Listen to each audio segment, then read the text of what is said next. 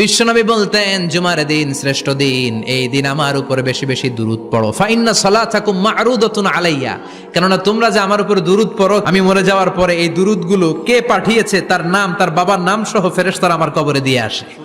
সাহাবারা বললেন, ইয়া রাসূলুল্লাহ কাইফা সালাতুনা মা'রুদাতুন আলাইক, আপনি মরে যাওয়ার পরে আমাদের দুরূদ কেমন করে আপনি দেখবেন? ওয়াকাদ আরিমতা, আপনি তো পচে গলে মাটির সাথে মিশে যাবেন।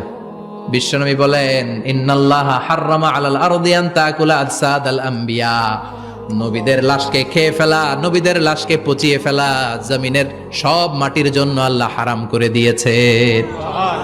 নবীদের লাশ পচে না, নবীদের লাশ গলে না।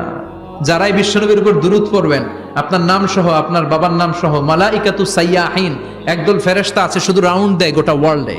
কারা বিশ্বনবীর উপর দুরূদ পড়েছে, এই দুরূদ নিয়ে, এই নাম নিয়ে বিশ্বনবীর কবরে তারা পৌঁছে দেয়। চিল্লায় পড়েন আল্লাহু আকবার।